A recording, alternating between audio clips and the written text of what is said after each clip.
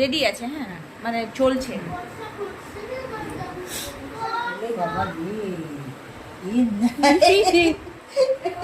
তুই কেন দৌড়াচ্ছ? এই দেখো, দেখছে তো,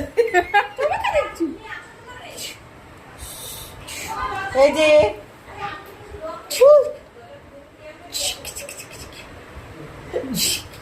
না তুমি ওকে আনকমফোর্টেবলি দৌড়ে যাও, দেখে বুঝছি। কমফোর্টেবল, ও কমফোর্টেবল দেখ। এই যে বাবা রে, তুমি কি নিকিতার পর ওকে ছোট বাচ্চা নিলে? আমি নিকিতাকে 3 মাসের পরে নিয়েছি। রে বাবালি, আমি বলে নিইনি। কি বলছে রে? তাহলে তো এই তো হ্যাট্রিক করে দিল। হ্যাঁ। আমাকে নিয়ে আমার অবস্থা কি খারাপ। বলছে? হ্যাঁ, আমি নেই না, আমার ভীষণ ভয় লাগে। আমার কি মনে হয় জানো, আমার হাতের ইয়েতে বোধহয় ব্যথা হয়ে যাবে। হ্যাঁ, ও স্পর্শ যখন হয় তখন ও বাবা আমার কাছে ছিল। আমি বললাম কি নাও, মানে মানে সিজার হয়েছে 5:30টার সময়, পটি করা স্টার্ট করেছে রাত্রি 1টা থেকে।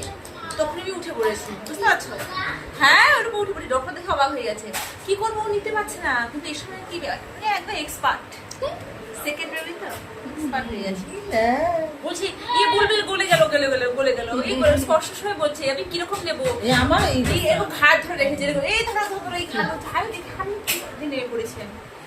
কি করবো ভাই, ঘাট ধরে এরকম বলছে, গলে বাবা গেল। নিতে পারিনি, পারিনি।